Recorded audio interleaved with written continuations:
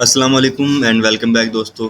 आज की इस वीडियो में हम बात करेंगे federal Urdu university Islamabad admission 2022 के बारे में। और आज की इस वीडियो में मैं आपको बताने वाला हूँ कि हमारे पास इस यूनिवर्सिटी के अंदर जो प्रोग्राम्स हैं वो एडमिशन के लिए कौन कौन से अवेलेबल हैं, इनके लिए हमने अप्लाई किस तरह से करना है, इसमें हमारे पास जो स्कॉलरशिप्स हैं वो कौन कौन से मिल रही हैं, और इसमें हमारे पास जो इसका एडमिशन शेड्यूल है वो क्या कुछ है, और इसके हमारे पास जो क्राइटेरिया वो क्या कुछ होने वाला है, एंड अप्लाई करने के लिए हमें जो रिक्वायर्ड डॉक्यूमेंट्स हैं वो कौन कौन से चाहिए। ठीक है, तो सबसे पहले जो है मैंने यूनिवर्सिटी की वेबसाइट को ओपन किया। यहाँ पर हमारे सामने जो है इसका जो एडवर्टाइजमेंट फॉर्म है वो मेरे सामने शो हो रहा है, और इसके ऊपर हमारे पास सबसे टॉप पे लिखा हुआ है कि अप्लाई की हमारे पास जो लास्ट डेट है वो 29 जुलाई 2022 है। तो 29 जुलाई 2022 से पहले पहले जो है हमने इसमें अप्लाई करना है।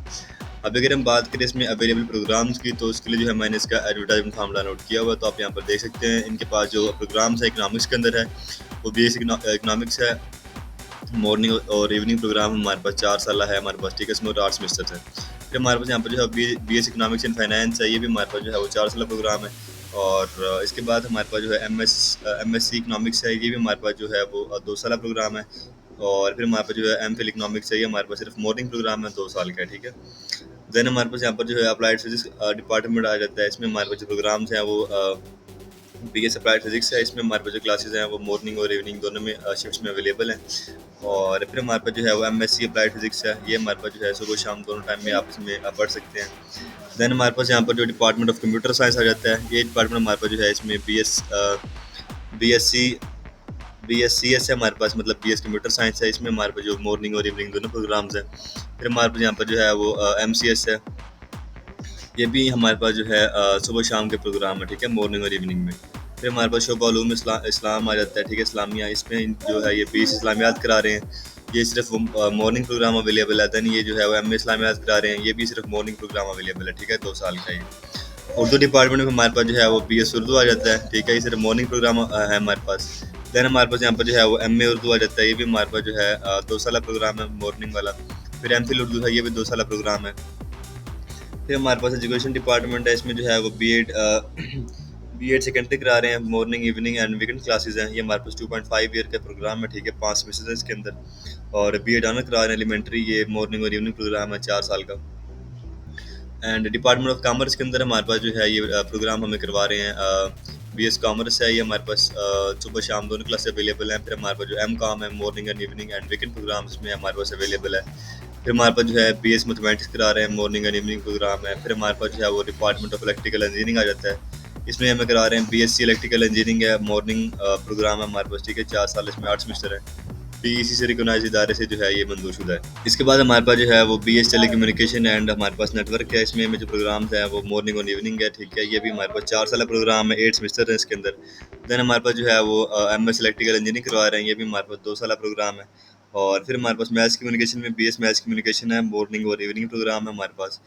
फिर हमारे पास होता है जी बैन अकाउंट तलकात, मतलब बी एस इंटरनेशनल रिलेशंस, तो इसमें हमारे पास जो है मॉर्निंग और इवनिंग दोनों प्रोग्राम्स अवेलेबल हैं। देन हमारे पास जो है वो बीबीए है, मॉर्निंग और इवनिंग प्रोग्राम का। फिर हमारे पास जो एमबीए है, 2 साल प्रोजेक्ट है, ये मॉर्निंग शिफ्ट में अवेलेबल है। एमएस बिजनेस एडमिनिस्ट्रेशन है, इसके बाद हमारे पास जो है ये मॉर्निंग में अवेलेबल है, 2 साल का प्रोग्राम है। फिर हमारे पास आता है डिपार्टमेंट ऑफ स्टैटिस्टिक्स है, इसमें बी एस स्टैटिस्टिक्स करा रहे हैं, ये मॉर्निंग और इवनिंग प्रोग्राम है। एट दिन हमारे पास जो बी एस इंग्लिश करवा रहे हैं मॉर्निंग और इवनिंग प्रोग्राम के अंदर, ठीक है। देन हमारे पास यहाँ पे अप्लाई की लास्ट डेट है, दोबारा बताइए कि 27 जून 2022 थी, ठीक है। M S C M A और एम कॉम के लिए जो हमारे पास अप्लाई की लास्ट डेट है वो 27 जून 2022 है। और बाकी जो प्रोग्राम्स हैं उनके लिए जैसे बी एस हो गया, एम फिल हो गया, एम एस हो गया, इनके लिए हमारे पास लास्ट डेट अप्लाई की वो 29 जुलाई 2022 है, ठीक है। और यहाँ पे लिखा हुआ कि मतलब अगर आपका जो रिजल्ट नहीं है तो आप होप सर्टिफिकेट की बेस पे भी जो आप इसमें अप्लाई कर सकते हैं, और क्राइटेरिया वगैरह आपको वेबसाइट से मिल जाएगा। आपको एप्लीकेशन प्रोसेसिंग फ़ी जमा करानी होगी किसी भी एचबीएल बैंक के अंदर, ठीक है जी। और अभी अगर हम बात करें इसमें हमारे पास रिक्वायरमेंट्स हैं वो क्या कुछ है, मतलब हमारे पास क्या कुछ होना चाहिए। तो सबसे पहले आपके पास जो है अटैच्ड फोटो कापी तो होनी चाहिए डोमिसाइल की, मैट्रिक का जो सर्टिफिकेट है उसकी, ठीक है। और मैट्रिक के बाद ओ लेवल, ए लेवल, एफ एस सी जो भी आपने की है, पी एस सी वगैरह अगर आपने की है तो उसके आपके पास जो है उसका जो सर्टिफिकेट है वो आपके पास होना चाहिए। और इसके बाद जो है आपका जो है 2 पास, मतलब आपके पास जो है 4 पासपोर्ट साइज फोटोग्राफ्स होने चाहिए। और आपके पास जो है CNSE की आपके पास कॉपी हो, टेस्टेड या फिर बेफाम भी चलेगा। NTS गेट रिजल्ट अगर आपने मतलब दिया हो तो आप इसमें वो भी शो कर सकते हैं, ठीक है। और अगर हम बात करें इसमें इसके क्राइटेरिया की, तो सभी जो डिपार्टमेंट्स हैं उनमें क्राइटेरिया यहाँ पे लिखा हुआ है। जैसे बीबीए प्रोग्राम है, इसमें जो आपके पास जो है इंटरमीडिएट के अंदर आपके जो मार्क्स है 50% होने चाहिए। MBA जो है 2 साल प्रोग्राम। इसमें आपकी जो आपको जो बैचलर है वो 60% के साथ आपने पास किया होना चाहिए, आपकी CGPA वो 3 होनी चाहिए। और MS मतलब MBA, मतलब उसके बाद हमारे पास आता है MS बिजनेस एडमिनिस्ट्रेशन। इसके लिए भी हमारे पास जो है 60% रिक्वायर्ड है। फिर कॉमर्स है तो हमारे पास जो BS कॉमर्स के लिए जो है 45%। फिर आपके हैं इंटरमीडिएट में तो आप अप्लाई कर सकते हैं। MCOM के लिए हमारे पास 45% चल जाएगा। एजुकेशन में B.Ed सेकेंडरी के लिए हमारे पास जो है 45% भी चल सकते हैं। B.Ed ऑनर्स एलिमेंट्री के लिए जो है आपके 45% नंबर होने चाहिए। BS उर्दू के लिए आपके जो है इंटरमीडिएट में 45% हो। MA उर्दू के लिए भी 45%। MPhil उर्दू के लिए जो है सेकंड डिवीजन भी चल रही है, ठीक है। और BS इस्लामियात के लिए भी 45% आपके इंटरमीडिएट की परफॉर्मेंस जो है वो रिक्वायर्ड है। और MA इस्लामियात के लिए भी 45% रिक्वायर्ड है। इकोनॉमिक्स में अगर आप BS इकोनॉमिक्स में एडमिशन लेना चाह रहे हैं तो उसमें भी आपकी जो परफॉर्मेंस है 45% होनी चाहिए इंटरमीडिएट के अंदर। BS इकोनॉमिक्स एंड फाइनेंस में भी आपके पास जो है इंटरमीडिएट की जो आपकी परफॉर्मेंस है वो एटलीस्ट 45% हो। और MSc इकोनॉमिक्स में भी जो है आपकी 45%, मतलब जो 45 से 60 के बीच में अगर आपकी मतलब नंबर है तो आप इसमें अप्लाई कर सकते हैं।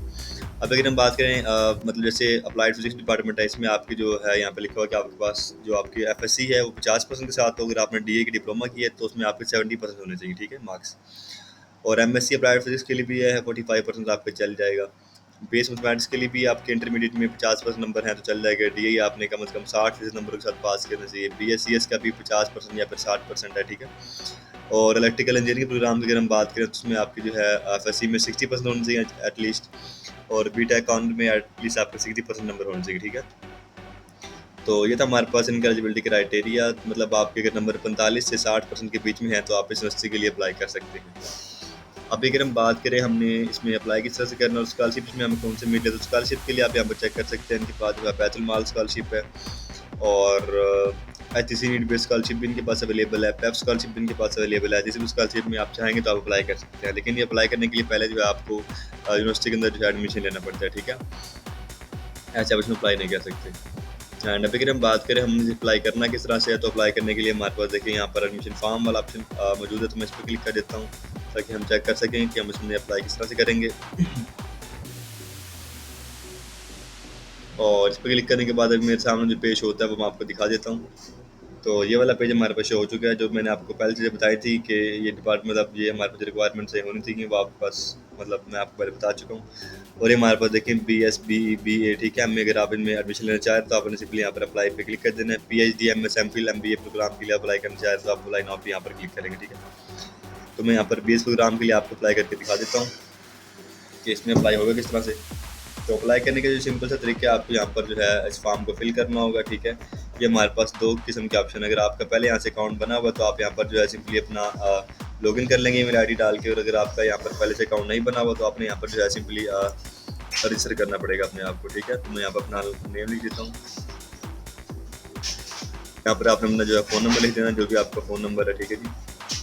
और यहाँ पर आप पासवर्ड लिखेंगे जो भी आप जस्ट पासवर्ड करना चाह रहे हैं। देन आपने यहाँ पर सिंपली साइन अप पे क्लिक कर देना।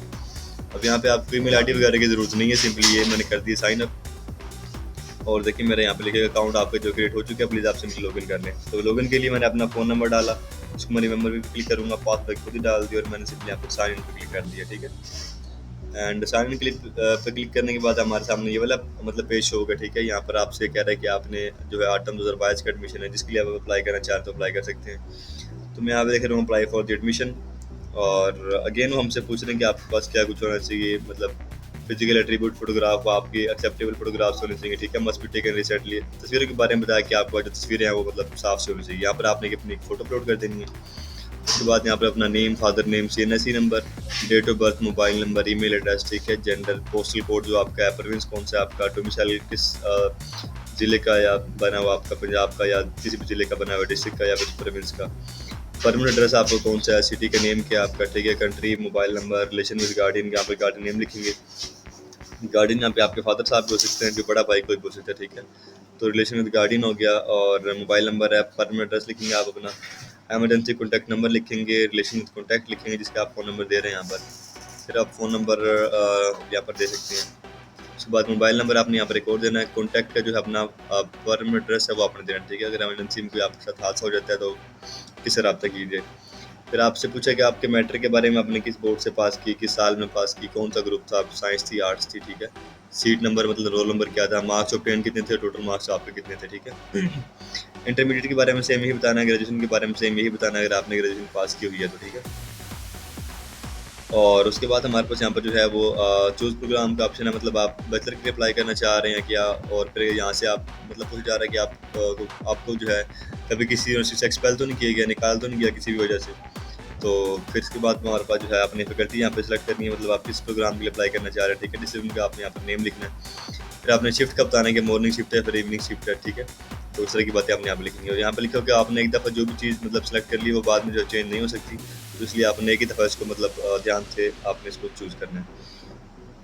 सबसे लास्ट पे जो है आपने यहाँ पे सबमिट फॉर्म करने से पहले जो है ये वाला 15 जमा चाहिए, मतलब एक क्वेश्चन होगा, इसका आपने यहाँ पर सॉल्व करके आंसर लिखना है, देन हमने जो है वो सबमिट पे क्लिक कर देना है। अगर आप जो है मतलब सेटिस्फाइड नहीं है इस चीज़ से कि अभी मतलब मैं फॉर्म फिल कर दिया और मैं सबमिट नहीं करना चाह रहा, सिंपली सेव करना चाह रहा हूँ, मतलब सबमिट अब अभी आप नहीं करना चाह रहे, बाद में आप इसको चेंज करें, तो आपने इसको सबमिट नहीं करना, सिंपली सेव पे क्लिक कर देना। तो आपको जो सारी डाटा जो आपने इसके ऊपर पुट किया होगा, तो सारे के सारा डाटा आपका जो है वो सेव हो जाएगा, सबमिट नहीं होगा। बाद में आप उसको एडिट करके जो है फिर सबमिट कर सकते हैं, लेकिन आपने एक दफ़ा अगर इसको सबमिट कर दिया उसके बाद जो है ये नॉन एडिटेबल है, ठीक है। ये सारा कुछ करने के बाद जो है आपने सिंपली सबमिट पे क्लिक करना है और आपका जो है अप्लाई हो जाएगा, और आपके सामने जो है उसका चालान फॉर्म ऐसे ही आ जाएगा, और उस चालान फॉर्म को जो है आपने सिंपली किसी भी बैंक में जाके आपने पे कर देना, ठीक है जी। और यहाँ पे एडमिशन की यहाँ पे डेट लिखी है 29 जुलाई 2022 से पहले पहले जो है आपने इसमें अप्लाई करना है, ठीक है जी। तो आज की वीडियो हमारी यहीं तक थी, उम्मीद है आपको हमारी आज की वीडियो पसंद आएगी और अच्छी भी लगी होगी। अब अगर आपके माइंड में इस वीडियो के मतलब कोई क्वेश्चन है, कोई सवाल है, तो आप हमारे कमेंट सेक्शन में हमसे पूछ सकते हैं। तो ओके।